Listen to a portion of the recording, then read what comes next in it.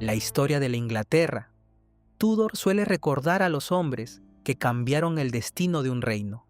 Sin embargo, también ha conservado el nombre de una mujer cuya fama no nació de un trono ni de una victoria, sino de un misterio que casi 500 años después continúa sin resolverse por completo. Su nombre era Amy Robsart. El 8 de septiembre de 1560, Amy apareció muerta al pie de una escalera en Cumnor Place, cerca de Oxford. La investigación oficial concluyó que había fallecido de forma accidental. Pero casi de inmediato comenzaron a circular rumores que señalaban hacia su esposo, Robert Dudley, el hombre que por entonces ocupaba el lugar más privilegiado junto a la reina Isabel I. ¿Fue realmente un accidente? ¿Un asesinato? ¿Un suicidio? Durante siglos, historiadores, novelistas y dramaturgos han intentado responder a esas preguntas. Sin embargo, para comprender lo que ocurrió aquel día, primero debemos conocer a la mujer que se encuentra en el centro de esta historia.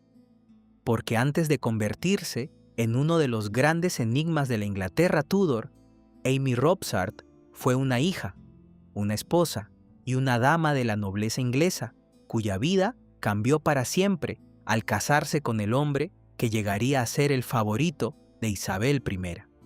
Y es precisamente allí, mucho antes de la tragedia, donde comienza nuestra historia.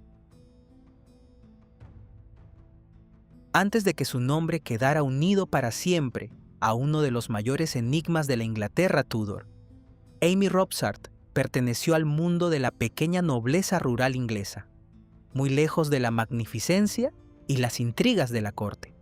Nació en Norfolk el 7 de junio de 1532 y fue la única hija legítima de Sir John Robsart, señor de Siderstone, y de su esposa Elizabeth Scott, viuda de Roger Appleyard. Su padre era un terrateniente acomodado, dedicado también a la ganadería, y la ausencia de otros hijos legítimos convertía a Amy en heredera de las propiedades familiares, aunque no podría disponer plenamente de ellas hasta después de la muerte de sus progenitores. Amy creció principalmente en Stanfield Hall, cerca de Wymondham, la residencia que su madre conservaba de su primer matrimonio. Allí compartió su infancia con varios hermanos por parte materna: John, Philip, Anne, Frances y Bridget Appleyard. Aunque las fuentes conservadas ofrecen pocos detalles íntimos sobre sus primeros años, sabemos que fue criada dentro de un hogar firmemente protestante y que recibió una educación cuidada. Aprendió a describir con una caligrafía elegante, una habilidad que más adelante le permitiría encargarse personalmente de cartas, cuentas y asuntos relacionados con la administración de su casa. A pocos kilómetros de aquel entorno se encontraba otra familia cuya fortuna estaba ascendiendo rápidamente: los Dudley. Su cabeza, John Dudley, entonces conde de Warwick y más tarde duque de Northumberland, se convirtió en la figura dominante del gobierno durante la minoría de edad de Eduardo VI. Uno de sus hijos menores, Robert Dudley, tenía prácticamente la misma edad que Amy. El documento que conservamos no permite afirmar con certeza dónde se conocieron, aunque probablemente su primer encuentro se produjo unos 10 meses antes de la boda, cuando la presencia de los Dudley en Norfolk acercó a ambas familias. La unión resultaba aceptable para John Dudley porque fortalecía los intereses de su casa en Norfolk, pero Amy no representaba una de las grandes herederas del reino y Robert tampoco era el primogénito destinado a recibir los principales títulos familiares. Por eso, aunque hubo acuerdos económicos entre sus padres, el matrimonio parece haber estado motivado también por la atracción personal entre los jóvenes. Años después, William Cecil, que había asistido a la celebración y acabaría convirtiéndose en el principal consejero de Isabel I, lo describiría con cierto desdén como un matrimonio carnal. La expresión no debe entenderse necesariamente como una acusación de inmoralidad, sino como una crítica a una unión nacida del afecto y del deseo de los contrayentes, en lugar de responder exclusivamente a una gran estrategia dinástica.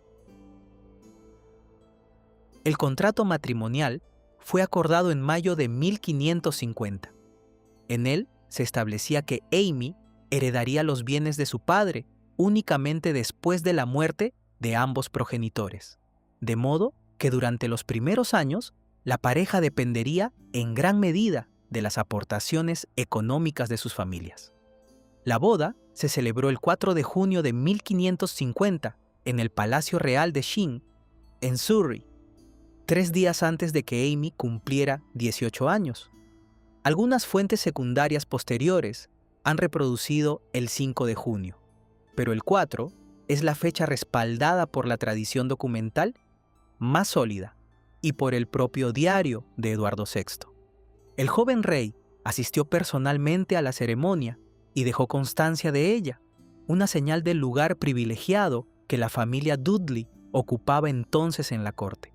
La presencia del monarca convirtió la boda en un acontecimiento de considerable prestigio, aunque el futuro de los recién casados todavía dependía de sus padres. Robert era uno de los hijos menores del hombre más poderoso de Inglaterra, mientras Amy era una heredera cuyo patrimonio aún no estaba en sus manos. Durante sus primeros años de matrimonio, vivieron principalmente en la corte o en residencias vinculadas a los Dudley, entre ellas Ely House. En la primera mitad de 1553, se instalaron en Somerset House, el gran palacio renacentista del que Robert había sido nombrado custodio. Todo parecía indicar que compartirían el brillante ascenso de su familia. Sin embargo, aquel esplendor dependía de una estructura política extremadamente frágil.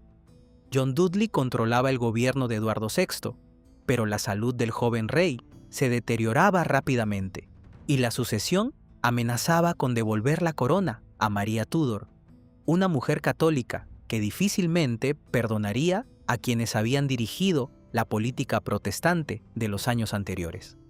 En mayo de 1553, Lady Jane Grey contrajo matrimonio con Guilford Dudley, hermano de Robert, convirtiéndose en cuñada de Amy. Lo que en un principio parecía otro enlace destinado a fortalecer a la familia, pronto quedó unido a un plan mucho más peligroso: impedir que María heredara el trono y colocar a Jane en su lugar. Cuando Eduardo VI murió, en julio de 1553, Jane Grey fue proclamada reina, pero su gobierno se derrumbó en apenas unos días. El país se inclinó mayoritariamente por María, y la fortuna de los Dudley se desmoronó con extraordinaria rapidez. Robert fue detenido, acusado de alta traición y conducido a la Torre de Londres, donde recibió una sentencia de muerte. El padre que había elevado a la familia hasta la cima del poder fue ejecutado, y el futuro que Amy había creído asegurado desapareció casi de la noche a la mañana. Amy permaneció junto a su esposo en aquel momento de peligro. Desde septiembre de 1553 obtuvo autorización para visitarlo en la torre e incluso para permanecer allí con él cuando el teniente de la fortaleza lo permitiera. No se conservan relatos detallados de aquellos encuentros, pero la propia autorización demuestra que continuó apoyándolo mientras esperaba una posible ejecución. Robert permaneció encarcelado hasta octubre de 1554, cuando finalmente fue liberado. Había salvado la vida, pero la riqueza y la influencia de su familia habían quedado destruidas. Amy y Robert abandonaron la prisión, unidos todavía por el matrimonio, aunque obligados a comenzar de nuevo en circunstancias muy distintas de aquellas que los habían rodeado el día de su boda. Cuando Robert abandonó la Torre de Londres en octubre de 1554, él y Amy apenas podían reconocer la vida que habían llevado solo unos años antes. El hijo de la familia más poderosa del reino regresaba ahora sin fortuna, sin influencia política y con el estigma de haber sido condenado por alta traición. La ejecución de John Dudley había puesto fin al extraordinario ascenso de su casa, y los bienes familiares habían sido confiscados por la corona. Amy y Robert tendrían que empezar prácticamente desde cero. Los primeros años fueron difíciles. Sin ingresos suficientes para mantener el nivel de vida propio de su condición, dependieron tanto del apoyo de la familia Robsart como de algunos parientes de los Dudley. Amy todavía no podía disponer libremente de la herencia de su padre, pues su madre, Elizabeth Scott, seguía con vida. Mientras tanto, el matrimonio residió principalmente en Throcking, en Hertfordshire, como huéspedes de William Hyde, alternando algunas estancias con Londres y otras propiedades de familiares y amigos. La situación comenzó a mejorar lentamente gracias a una serie de acontecimientos familiares. Sir John Robsart había fallecido en 1554, pero la mayor parte de la herencia permaneció en manos de su viuda hasta su muerte, ocurrida en la primavera de 1557. Solo entonces, y con la autorización de la reina María I, Amy y Robert pudieron tomar posesión de las propiedades que legalmente le correspondían como heredera. Sin embargo, aquella herencia no era tan valiosa como podía parecer. La antigua residencia de Cedarstone llevaba años deshabitada y necesitaba importantes reparaciones, mientras que Stanfield Hall, donde Amy había pasado gran parte de su infancia, había pasado a manos de su medio hermano John Appleyard, conforme a las disposiciones testamentarias de su madre. Pese a las dificultades, Robert no renunció a recuperar el prestigio perdido. En el verano de 1557, Inglaterra entró en guerra contra Francia como aliada de España, y Robert se unió al ejército enviado al continente bajo el mando de Felipe II, esposo de la reina. Participó en la campaña que culminó con la victoria inglesa y española en la Batalla de San Quintín, el 10 de agosto de 1557. Aunque su papel militar no fue especialmente destacado, aquella campaña le permitió demostrar nuevamente su lealtad a la corona y comenzar a reconstruir su reputación. Mientras Robert se encontraba en Francia, Amy permaneció en Inglaterra administrando los asuntos domésticos y financieros del matrimonio.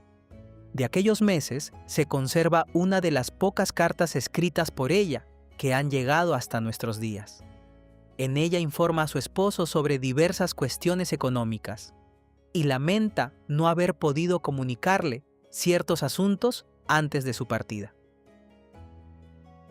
Aunque olvidé informar a mi señor de ello antes de su partida, pues estaba profundamente ocupado con asuntos de gran importancia, tampoco yo me encontraba del todo tranquila por su repentina marcha.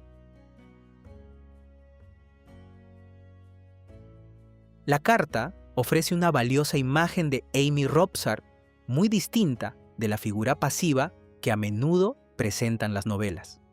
Se muestra como una mujer plenamente implicada en la administración de su hogar, pendiente de las cuentas familiares y capaz de resolver por sí misma numerosos asuntos, mientras su marido se encontraba al otro lado del Canal de la Mancha.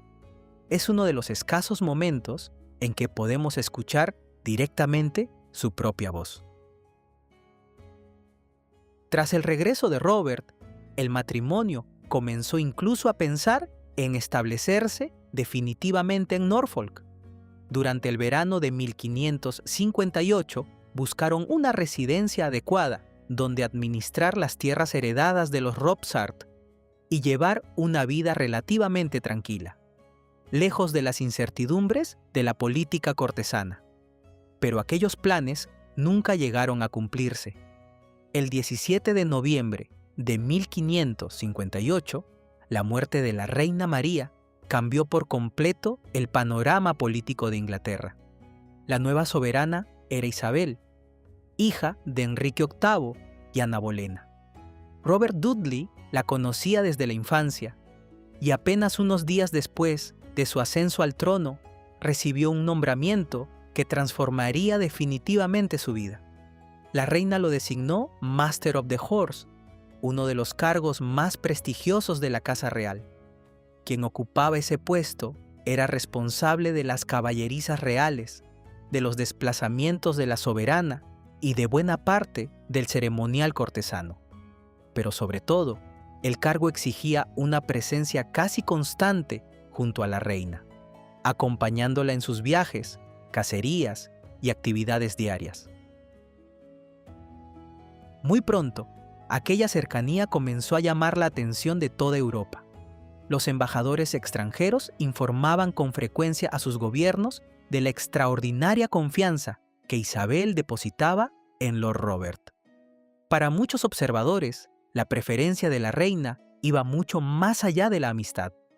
Mientras las principales potencias europeas negociaban posibles matrimonios con la soberana inglesa, en la corte empezaban a circular rumores cada vez más persistentes sobre la naturaleza de su relación con Dudley. Amy, entretanto, permanecía lejos de Whitehall. Robert pasó algunos días con ella durante la Pascua de 1559 y en mayo Amy viajó a Londres, donde permaneció aproximadamente un mes. Aquella fue la última visita documentada entre ambos. Poco después, regresó al campo y continuó viviendo alejada de la corte, mientras su esposo se convertía en el hombre cuya presencia junto a Isabel era observada y comentada por toda Europa. Fue precisamente entonces cuando comenzaron a surgir los primeros rumores verdaderamente inquietantes. El embajador español Álvaro de Cuadra, obispo de Aquila, informaba a Felipe II de las conversaciones que circulaban entre los cortesanos ingleses. En este punto, conviene recordar que don Álvaro, junto con todos los diplomáticos de la época, informaba de rumores de corte, no de hechos que pudieran haber sido demostrados. Algunos de esos rumores aseguraban que la reina nunca aceptaría un marido extranjero porque pensaba casarse con Robert. Otros iban todavía más lejos y afirmaban que la única persona que impedía aquella unión era Amy. No existía prueba alguna que respaldara semejantes afirmaciones, pero aquellas habladurías marcarían el inicio de una cadena de sospechas que pocos meses después adquirirían consecuencias imprevisibles. Durante los primeros meses del reinado de Isabel I, las vidas de Amy Robsart y la de Robert Dudley comenzaron a seguir caminos muy distintos. Mientras él permanecía casi constantemente junto a la reina, desempeñando las obligaciones de Master of the Horse, Amy vivía alejada de la corte. Aquella separación no era excepcional entre los matrimonios de la nobleza inglesa. Los hombres pasaban largas temporadas al servicio del monarca, mientras sus esposas administraban las propiedades familiares. Sin embargo, en el caso de los Dudley, la distancia terminaría adquiriendo un significado que ninguno de los dos podía prever. En diciembre de 1559, Amy se instaló en Cumnor Place, una espaciosa residencia situada en el pequeño pueblo de Cumnor, entonces perteneciente a Berkshire y muy próximo a Oxford. La casa era ocupada por Anthony Forster, amigo de Robert Dudley, quien la tenía arrendada. Allí residían también su esposa, Anne Forster, además de Mrs. Odinsells y Mrs. Owen, familiares de los propietarios de la finca. Lejos de tratarse de un lugar aislado o abandonado, Cumnor Place era una residencia amplia y confortable, rodeada de jardines, terrazas, un estanque y un parque donde se criaban ciervos. Amy ocupaba el apartamento principal de la casa. Sus habitaciones estaban situadas en el piso superior y disponían de una escalera propia que comunicaba directamente con el resto de la residencia. Desde allí, continuó administrando las rentas procedentes de las propiedades heredadas de los Robsart y mantuvo un servicio doméstico compuesto por alrededor de una decena de criados. Los registros conservados muestran que seguía comprando vestidos, tejidos y otros artículos propios de una dama de su categoría social, además de encargarse personalmente de numerosas cuestiones relacionadas con la economía de su casa. Nada indica que viviera recluida o abandonada. Tampoco existen pruebas de un distanciamiento definitivo entre los esposos. Robert continuaba enviándole regalos y manteniendo correspondencia relacionada con sus asuntos económicos. Aunque sus obligaciones cortesanas le impedían visitarla con frecuencia, la documentación no permite afirmar que el matrimonio hubiera roto su relación. De hecho, el documento conserva una carta escrita por Amy apenas 2 semanas antes de su muerte, prueba de que seguía ocupándose con normalidad de la administración de sus bienes y de la vida cotidiana en Cumnor Place. Las fuentes contemporáneas también ofrecen un breve testimonio sobre su aspecto físico. En 1559, el diplomático imperial Caspar Breuner la describió sencillamente como una esposa muy hermosa. La observación es breve, pero posee un gran valor histórico, ya que constituye una de las escasas descripciones realizadas por alguien que la conoció personalmente. Ningún retrato conservado puede atribuirse a Amy con absoluta certeza, aunque algunos historiadores modernos han propuesto identificar con ella una pequeña pintura, hoy conservada en el Yale Center for British Art. Esa hipótesis continúa siendo objeto de debate y no existe consenso entre los especialistas. Mientras Amy llevaba aquella vida relativamente tranquila en Cumnor, la posición de Robert Dudley en la corte seguía fortaleciéndose. Isabel confiaba plenamente en él y rara vez se separaban durante las actividades oficiales. Aquella cercanía alimentó toda clase de comentarios entre los embajadores extranjeros.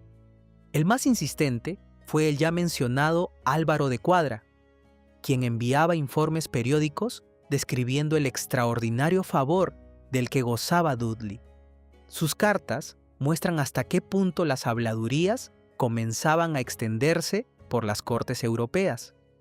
Algunos cortesanos aseguraban que la reina no tenía intención de casarse con ningún príncipe extranjero, porque pensaba contraer matrimonio con Robert. Otros iban aún más lejos y afirmaban que la única persona que se interponía entre ambos era Amy. En la primavera de 1560, De Cuadra transmitió a Felipe, segundo, uno de los rumores más comprometidos que circulaban en la corte inglesa. Según le habían contado, Robert había comentado a una persona de confianza que pronto se encontraría en una situación muy distinta y que pensaba separarse de su esposa. El embajador no presentaba aquella información como un hecho demostrado, sino como parte de las conversaciones que escuchaba en Whitehall. Sin embargo, esos comentarios bastaron para alimentar las sospechas de muchos observadores extranjeros. Es importante detenerse un momento en este punto. Ninguna fuente contemporánea demuestra que Robert Dudley planeara asesinar a Amy. Tampoco existe evidencia de que Isabel participara en semejante proyecto. Lo que sí puede documentarse es la existencia de un clima de rumores extraordinariamente intenso, alimentado por la evidente preferencia que la reina mostraba hacia su favorito y por la convicción, compartida por numerosos diplomáticos europeos, de que un posible matrimonio entre ambos alteraría profundamente el equilibrio político del continente. Aquellas sospechas precedieron a la muerte de Amy y explicarían, en gran medida, la rapidez con la que el accidente de Cumnor Place fue interpretado por muchos como algo más que una simple tragedia doméstica. Durante el verano de 1560, la vida en Cumnor continuó aparentemente con absoluta normalidad. Amy seguía ocupándose de su casa, de sus criados y de la administración de sus rentas. Ningún documento permite afirmar que esperara un desenlace trágico. Sin embargo, el domingo 8 de septiembre de 1560, una serie de acontecimientos ocurridos dentro de aquella residencia convertirían su nombre en uno de los más debatidos de toda la historia Tudor. A partir de ese momento, la investigación oficial, las cartas privadas y las crónicas contemporáneas comenzarían a construir un relato que todavía hoy continúa siendo objeto de discusión entre los historiadores. El domingo 8 de septiembre de 1560 amaneció con aparente normalidad en Cumnor Place. En la cercana localidad de Abingdon se celebraba la tradicional feria anual, una festividad que atraía a numerosos vecinos de la región. Mientras tanto, a varios kilómetros de allí, Robert permanecía junto a la reina en el castillo de Windsor, cumpliendo sus obligaciones como Master of the Horse. Ninguno de los dos podía imaginar que aquel día cambiaría para siempre el curso de sus vidas. Todo lo que sabemos sobre las últimas horas de Amy Robsart procede de un reducido grupo de documentos contemporáneos. El más importante de ellos es la correspondencia de Thomas Blount, administrador y hombre de confianza de Robert. Al recibir la noticia de la muerte de Amy, Dudley lo envió inmediatamente a Cumnor con una instrucción muy clara: averiguar exactamente qué había sucedido. Cuando Blount llegó, el jurado del forense ya había iniciado la investigación oficial, pero durante varios días interrogó personalmente a quienes habían estado presentes en la casa aquella mañana. Gracias a sus cartas, conocemos algunos de los testimonios más valiosos de todo este caso. Las declaraciones coincidían en un detalle que llamó inmediatamente su atención. Desde primera hora de la mañana, Amy había insistido en que todas las personas de su servicio acudieran a la feria de Abingdon. No solo les dio permiso para marcharse, sino que pareció molestarse cuando algunas de ellas prefirieron permanecer en la casa. Blount resumió aquellos testimonios con estas palabras: Aquella mañana se levantó temprano y no quiso permitir que ninguna de las mujeres de su casa permaneciera allí aquel día. Insistió con tanta vehemencia en que se marcharan a la feria que se enfadó mucho con cualquiera de ellas que tratara de razonar para quedarse. Fue entonces a ver a la señora Odinsells, quien se negó a ir aquel día a la feria y también se enfadó mucho con ella. Como la señora Odinsells dijo que no era un día apropiado para que las damas acudieran allí, mi señora respondió que ella podía elegir si quería ir o no, pero que todas las suyas debían marcharse. Cuando le preguntaron quién le haría compañía si todas se iban, respondió que la señora Owen la acompañaría durante la comida.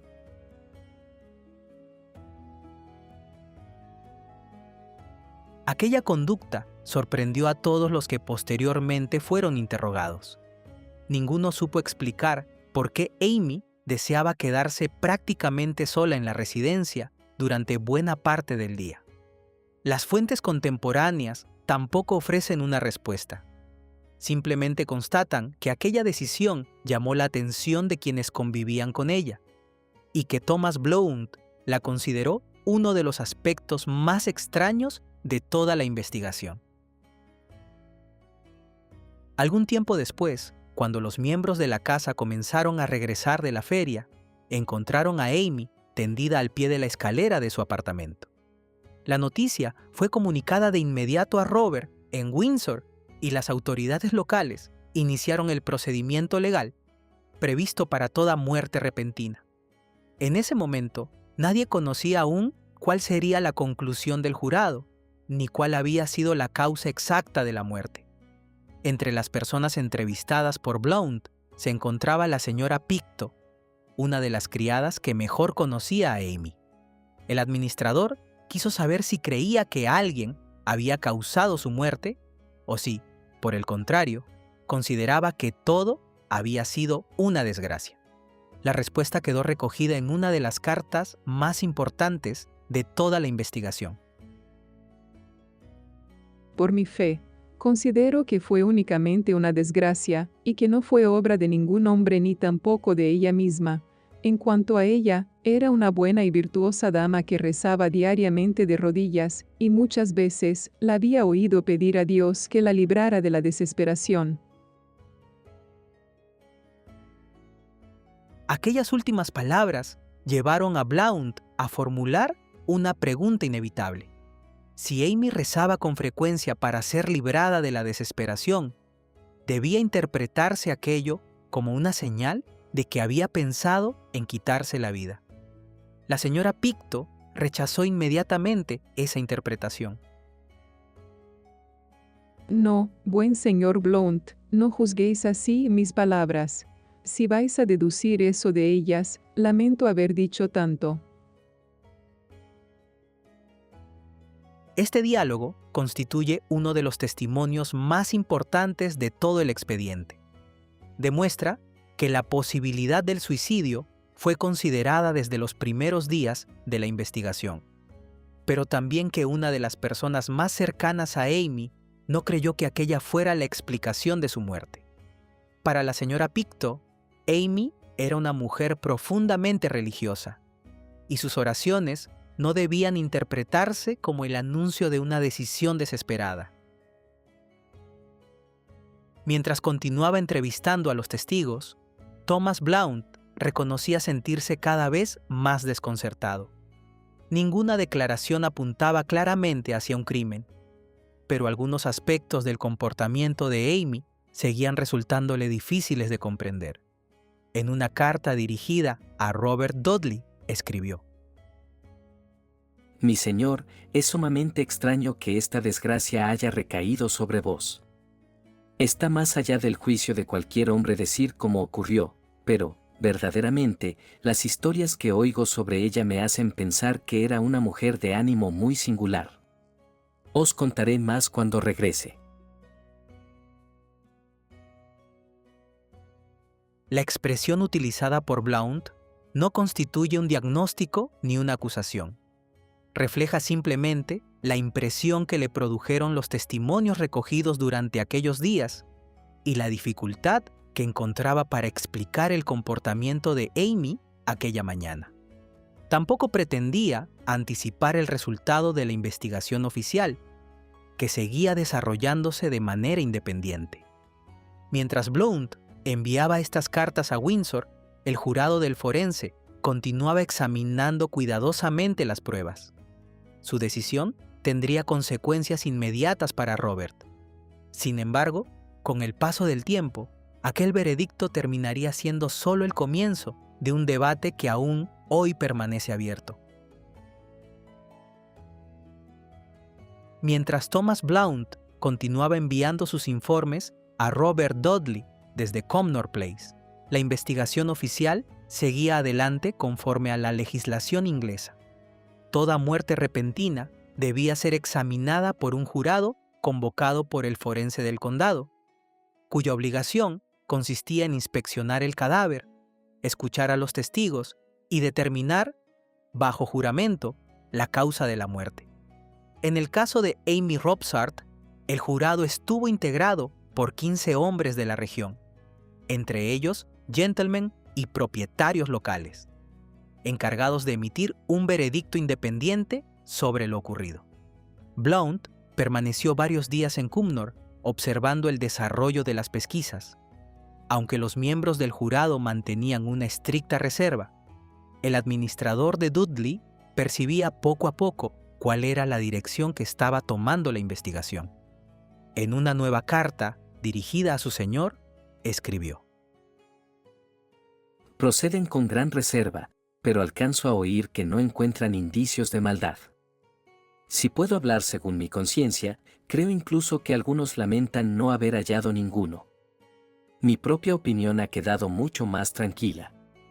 Cuanto más conozco las circunstancias, más me convenzo de que todo fue únicamente una desgracia y nada más.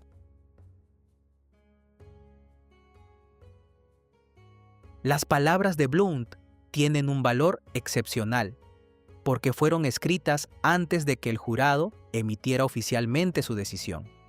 No estaba describiendo un veredicto ya conocido, sino el ambiente que percibía durante el desarrollo mismo de la investigación. Al menos según su impresión, ninguno de los testimonios recogidos hasta entonces apuntaba hacia un homicidio. Pocos días después, el jurado concluyó formalmente sus trabajos. El acta establecía que Amy Robsart había sufrido una caída por la escalera de su apartamento y que las lesiones ocasionadas, 2 heridas en la cabeza y la fractura del cuello, le habían provocado la muerte. El veredicto fue claro. Amy había fallecido por desgracia, per infortunium, la fórmula jurídica empleada en la Inglaterra Tudor para indicar una muerte accidental, descartando tanto el homicidio como el suicidio. Desde un punto de vista legal, el caso había quedado resuelto. Sin embargo, el propio veredicto dejaba abiertas preguntas que nunca llegaron a responderse. El jurado determinó la causa inmediata de la muerte, pero no podía explicar por qué Amy había insistido en enviar a todos sus criados a la feria de Abingdon, ni cuál había sido la secuencia exacta de acontecimientos que precedió a la caída. Aquellas interrogantes, imposibles de resolver con las pruebas disponibles, serían el origen de buena parte de las especulaciones posteriores. Durante siglos, el informe original del jurado fue conocido únicamente a través de referencias y copias antiguas. Esa circunstancia permitió que algunos autores llegaran a insinuar que el documento había desaparecido deliberadamente o que había sido alterado para proteger a Robert Dudley. Sin embargo, aquellas sospechas perdieron gran parte de su fuerza cuando, en 2008, el historiador Stephen Gong localizó el acta original en The National Archives. Su hallazgo confirmó que el texto conservado coincidía, en lo esencial, con lo que ya transmitían las referencias antiguas. El jurado había considerado que Amy Robsart murió como consecuencia de un accidente. El descubrimiento del informe no puso fin al debate histórico, pero sí permitió establecer una distinción fundamental. Una cosa era el contenido de la investigación oficial, realizada en 1560, y otra, muy distinta, las teorías que surgirían décadas más tarde. El documento demuestra que el jurado no encontró pruebas de asesinato ni motivos suficientes para declarar un suicidio. Eso no obliga necesariamente a aceptar el accidente como única explicación posible, pero sí establece un punto de partida sólido para cualquier interpretación histórica seria. Para Robert Dudley, el resultado suponía un alivio desde el punto de vista judicial. Sin embargo, el verdadero problema apenas estaba comenzando. La justicia le había hablado, pero la opinión pública no se regía por las mismas normas que un tribunal. La muerte de la esposa del favorito de la reina resultaba demasiado oportuna para que muchos contemporáneos aceptaran sin reservas el veredicto oficial. Muy pronto, el caso abandonaría el terreno de la investigación legal para adentrarse en otro mucho más difícil de controlar, el de los rumores, la política y la propaganda. Ese sería el escenario en el que la figura de Robert Dudley comenzaría a ser juzgada no por un jurado, sino por toda Europa. El veredicto del jurado había sido claro. Desde el punto de vista legal, Amy Robsart había muerto de forma accidental. Sin embargo, la investigación apenas había concluido cuando comenzó otro juicio muy distinto, uno que no se celebraría en un tribunal, sino en los salones de la corte, en las cancillerías europeas y en la opinión pública. Allí no bastaban los documentos ni los testimonios. Bastaba con que una historia pareciera verosímil para que empezara a extenderse con rapidez. La razón era evidente. Desde hacía meses, toda Europa comentaba la extraordinaria relación entre la reina Isabel y Robert Dudley. Los embajadores extranjeros observaban con atención el favor del que disfrutaba el cortesano inglés. y trataban de averiguar si aquella cercanía podía desembocar en un matrimonio. Cuando la esposa de Dudley murió inesperadamente, muchos relacionaron ambos acontecimientos de manera casi automática. El accidente de Cumnor Place dejaba de ser un asunto privado para convertirse en una cuestión de Estado.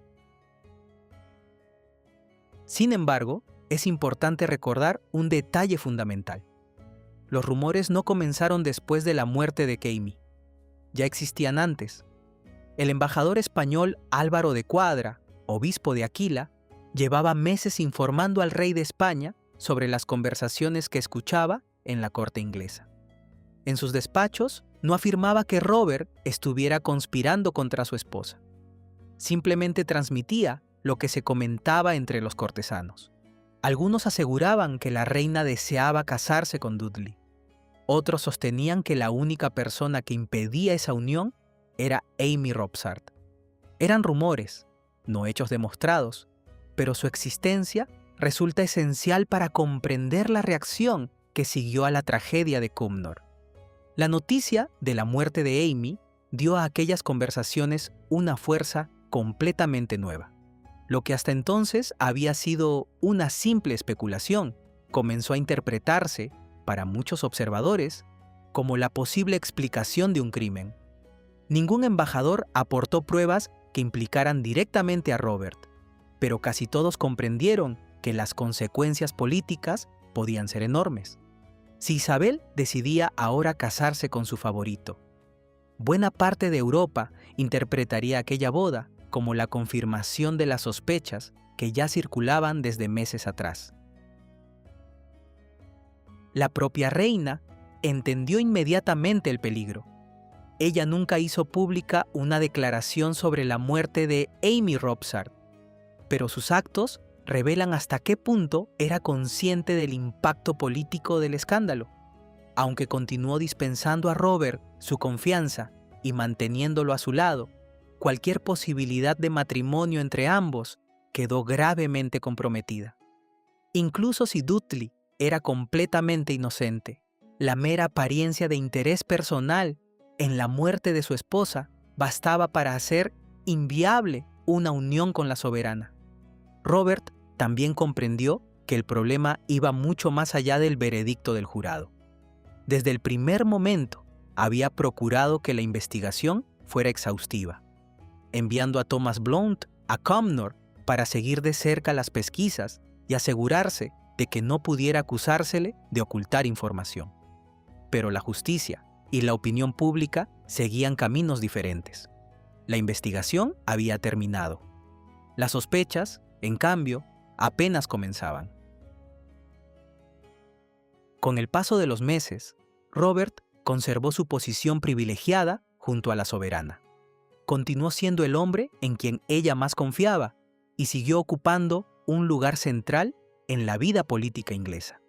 Sin embargo, el escándalo de 1560 dejó una huella permanente sobre su reputación. Cada vez que se hablaba de un posible matrimonio entre ambos, la muerte de Amy reaparecía inevitablemente en la conversación. La sombra de Cumnor Place acompañaría a Dudley durante el resto de su vida. Lo más significativo es que pese a la intensidad de aquellos rumores, ninguna fuente contemporánea aportó pruebas de que Robert hubiera ordenado asesinar a su esposa. Esa distinción resulta esencial. Los documentos del siglo XVI permiten demostrar que existieron sospechas, conversaciones y acusaciones veladas. No permiten demostrar que esas sospechas fueran ciertas. Precisamente esa diferencia entre la evidencia y la especulación constituye el punto de partida de cualquier estudio moderno sobre Amy Robsart. Pero la historia aún no había terminado. El jurado del forense había concluido que Amy Robsart murió accidentalmente, pero aquel veredicto no bastó para responder a todas las preguntas que rodeaban el caso. La insistencia de Amy en enviar a sus criados a la feria, las referencias a su delicado estado de salud y sobre todo la posición privilegiada de Robert Dudley junto a la reina Isabel, permitieron que otras explicaciones continuaran circulando.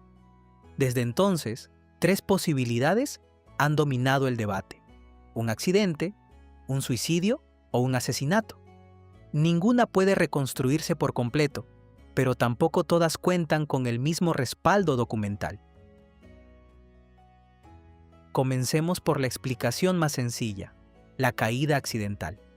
El informe del forense, cuyo veredicto fue pronunciado en las sesiones judiciales locales el 1 de agosto de 1561, declaró que Amy, mientras se encontraba sola en una habitación de Cumnor Place, cayó precipitadamente por la escalera contigua hasta llegar al último peldaño. El cuerpo presentaba 2 heridas en la cabeza, una de aproximadamente 1/4 de pulgar de profundidad y otra de 2 pulgares. El cuello también estaba fracturado. Según el jurado, aquellas lesiones se produjeron por la caída y por el propio peso del cuerpo de Amy al precipitarse por los escalones, causándole una muerte inmediata. Su conclusión fue que había fallecido por desgracia y no de otro modo. El informe resulta fundamental porque constituye el único examen oficial realizado por personas que pudieron inspeccionar el cuerpo poco después de la muerte. Sin embargo, no permite reconstruir el momento exacto de la caída. Tampoco confirma algunos detalles repetidos durante siglos, como que se tratara de una escalera especialmente corta o que el tocado de Amy permaneciera intacto sobre su cabeza. Esta última imagen apareció en Leicester's Commonwealth, un panfleto satírico publicado más de 20 años después, y terminó repitiéndose como si procediera del expediente original. El informe auténtico no menciona ningún tocado. La posibilidad de un accidente adquirió una nueva dimensión en 1956, cuando el cirujano y profesor de medicina Ian Aird propuso que Amy podía haber padecido cáncer de mama. La hipótesis partía de los informes diplomáticos de 1559 que afirmaban que estaba enferma de uno de sus pechos. Según Aird, un cáncer avanzado podría haber producido depósitos metastásicos en la columna vertebral, debilitando sus huesos hasta el punto de que una caída de escasa altura o incluso el simple esfuerzo de bajar una escalera bastara para fracturarle el cuello. Esta interpretación ha obtenido una aceptación considerable porque permite conciliar el veredicto accidental con las referencias contemporáneas a su enfermedad. Sin embargo, sigue siendo una reconstrucción médica retrospectiva. No se conserva un examen anatómico que permita demostrar que Amy padecía cáncer, ni que existieran metástasis óseas. La segunda posibilidad es el suicidio. La conducta de Amy durante la mañana del 8 de septiembre de 1560 ha sido el principal argumento a favor de esta explicación. Insistió en que sus servidores salieran de la casa. Se enfadó con quienes querían quedarse y procuró que la residencia quedara casi vacía. Además, la señora Picto recordó que su señora rezaba para que Dios la librara de la desesperación. Thomas Blount percibió inmediatamente la posible implicación de aquellas palabras, aunque la criada rechazó que se interpretaran como señal de una intención suicida, y describió a Amy como una mujer buena y virtuosa. Quienes defienden esta teoría sugieren que Amy pudo sufrir una profunda melancolía provocada por la enfermedad, la separación de su esposo o los rumores sobre la relación de este último e Isabel. El envío de los criados a la feria habría sido, desde esa perspectiva, una manera de asegurarse de que nadie interviniera. Pero tampoco existen pruebas directas de que planeara quitarse la vida. La correspondencia que conservamos muestra que, hasta pocas semanas antes, continuaba comprando vestidos, administrando su hogar y atendiendo sus asuntos económicos. Además, el jurado no dictaminó suicidio, una conclusión que habría tenido importantes consecuencias religiosas y legales en la Inglaterra del siglo XVI. La hipótesis resulta posible, pero depende de interpretar retrospectivamente un comportamiento que las propias personas de su casa encontraron extraño, aunque no necesariamente suicida. La explicación que más ha cautivado a la imaginación popular es naturalmente el asesinato. El posible motivo parece evidente. Mientras Amy viviera, Robert Dudley no podía casarse con Isabel. Además, los rumores de que la reina deseaba hacerlo y de que Amy podía morir pronto ya circulaban antes de la tragedia. A ojos de muchos contemporáneos, su fallecimiento resultaba demasiado conveniente para ser casual. Sin embargo, una sospecha comprensible no equivale a una prueba. Algunos historiadores han explorado la posibilidad de que Robert ordenara el crimen o influyera posteriormente en el jurado. Se ha señalado que el presidente de este, Sir Richard Smith, había estado vinculado anteriormente a la casa de la princesa Isabel, y se ha debatido si Dudley pudo valerse de relaciones personales para obtener un veredicto favorable. Sin embargo, no se ha demostrado que el Richard Smith del jurado fuera la misma persona que recibió más tarde un obsequio de Dudley, y el apellido era muy común. Incluso una posible interferencia no demostraría necesariamente un asesinato. Como ha observado Susan Doran, también podría haber estado destinada a ocultar un suicidio, que habría perjudicado la memoria de Amy y los intereses patrimoniales de la familia. También se ha señalado a Richard Verney, servidor de Dudley en Warwickshire. Su nombre aparece en una crónica hostil a los Dudley redactada hacia 1563, donde se reproduce una conversación enigmática entre Verney y uno de sus hombres, como si ambos hubieran participado en la muerte. Años después, Leicester's Commonwealth transformaría esa insinuación en un relato detallado. Verney habría obligado a los criados a salir, roto el cuello de Amy y colocado el cuerpo al pie de la escalera. Pero esa versión fue publicada en 1584, 24 años después de los hechos, como parte de una obra propagandística destinada a destruir la reputación del conde de Leicester. No existe una declaración contemporánea, una confesión ni una prueba material que confirme ese relato. Otra teoría ha señalado a William Cecil como posible instigador. Cecil se oponía a un matrimonio entre Isabel y Dudley y fue uno de los principales beneficiarios políticos del escándalo, pues la muerte de Amy hizo casi imposible aquella unión. Alison Weir ha considerado tentativamente esta posibilidad, pero la hipótesis presenta un problema evidente. Provocar la muerte de Amy habría puesto en peligro no solo la reputación de Dudley, sino también la de la reina y la estabilidad del régimen que Cecil intentaba proteger. No se conserva ninguna prueba que lo vincule directamente con los hechos. Al evaluar la posible culpabilidad de Robert Dudley, sus cartas posteriores a la tragedia adquieren especial importancia. En ellas aparece agitado, desconcertado y obsesionado con que la investigación se realizara de forma exhaustiva. Envió inmediatamente a Thomas Blount a Cumnor, solicitó la participación de amigos y familiares de Amy e incluso propuso una segunda investigación formada por hombres respetables. Cuando conoció la conclusión del jurado, escribió: Hágase la voluntad de Dios, y ojalá me hubiera hecho el más pobre de cuantos se arrastran por la tierra, con tal de que esta desgracia no me hubiera sucedido. Una carta no puede demostrar por sí sola la inocencia de quien la escribe.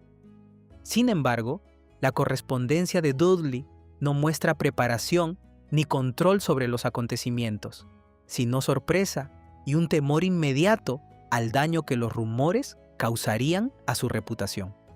Por esa razón, la mayoría de los historiadores modernos lo han exonerado de haber organizado el asesinato o encubierto deliberadamente un crimen. También han señalado una dificultad lógica.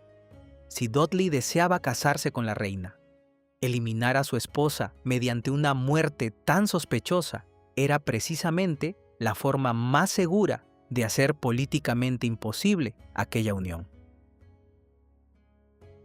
La evidencia conservada permite, por tanto, establecer una jerarquía entre las hipótesis, aunque no cerrar el caso por completo.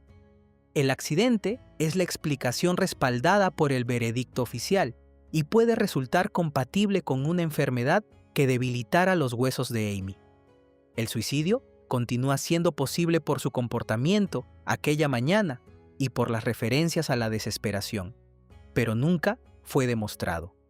El asesinato dio origen a la versión más célebre de la historia, aunque carece de pruebas contemporáneas concluyentes, y fue desarrollado, sobre todo, por textos hostiles y propagandísticos posteriores. Quizá la respuesta más honesta sea también la menos espectacular. No sabemos con absoluta certeza qué ocurrió en la escalera de Cumnor Place.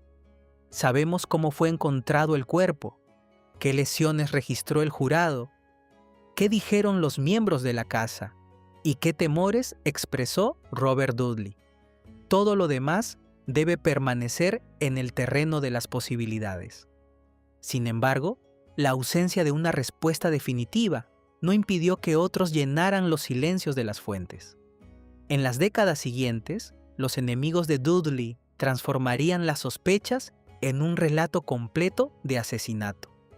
Y aquel relato terminaría siendo mucho más poderoso que el propio veredicto del jurado.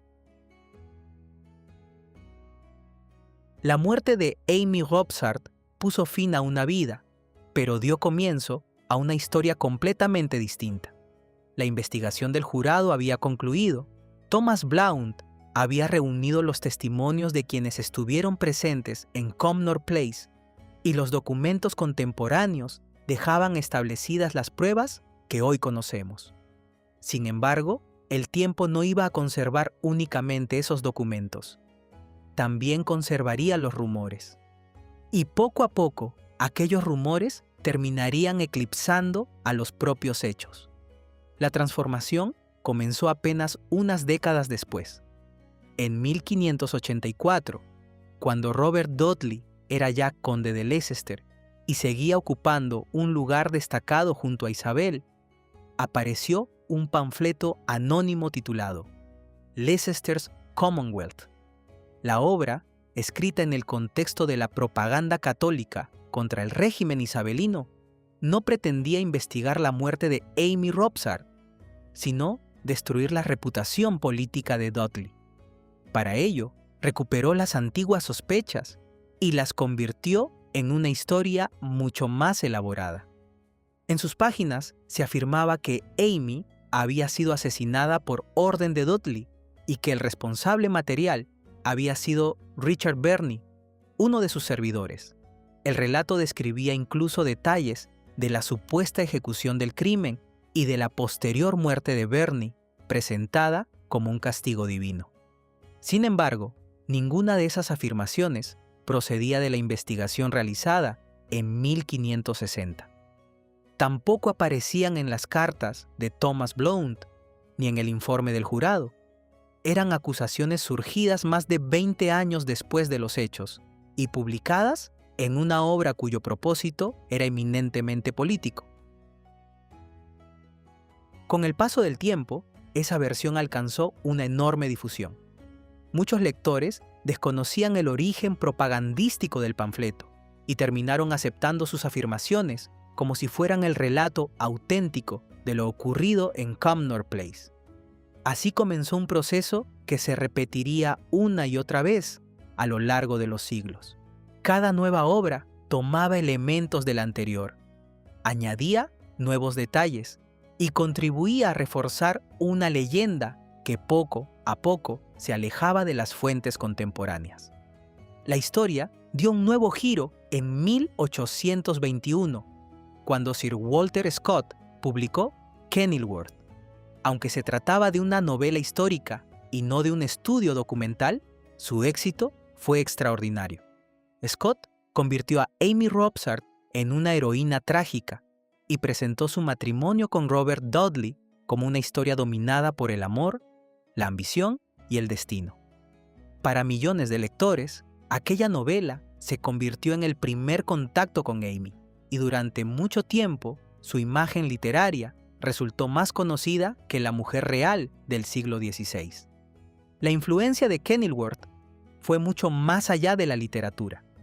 La novela inspiró adaptaciones teatrales y sirvió de base para la ópera Il Castello di Kenilworth, compuesta por Gaetano Donizetti en 1829.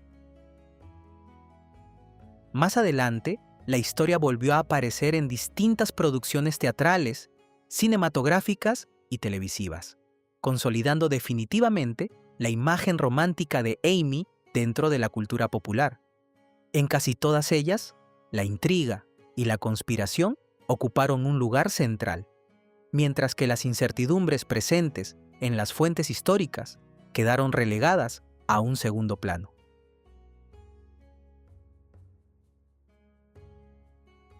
Sin embargo, durante las últimas décadas, los historiadores han intentado recuperar a la Amy Robsart histórica, separándola del personaje creado por la literatura. Gracias al estudio de las cartas de Thomas Blount, a la correspondencia diplomática, al redescubrimiento del informe del jurado y a un análisis mucho más riguroso de las fuentes, hoy conocemos mejor tanto su vida como las circunstancias de su muerte. Esa revisión ha permitido distinguir con mayor claridad entre los documentos contemporáneos y las interpretaciones posteriores. La mayoría de los especialistas actuales coinciden en una idea fundamental. Ninguna de las hipótesis puede demostrarse de manera absoluta, pero tampoco existe una prueba contemporánea que permita afirmar que Robert ordenó asesinar a su esposa. El accidente continúa siendo la explicación respaldada por la investigación oficial de 1560. El suicidio permanece como una posibilidad debatida, y el asesinato, aunque nunca ha dejado de despertar interés, sigue apoyándose principalmente en rumores y textos propagandísticos posteriores a los acontecimientos. Quizá esa sea la razón por la que la historia de Amy Robsart continúa fascinando casi 5 siglos después. No porque ofrezca respuestas no sencillas, sino porque obliga a distinguir constantemente entre la historia y la leyenda, entre lo que realmente dijeron quienes estuvieron allí y lo que generaciones posteriores imaginaron que pudo haber sucedido. Y es precisamente en esa frontera donde terminan los documentos y comienza la interpretación, donde Amy Robsart encontró un lugar permanente en la memoria de la Inglaterra Tudor. A lo largo de este documental, hemos seguido la vida de Amy Robsart desde su infancia en Norfolk hasta el misterio que marcó para siempre su memoria.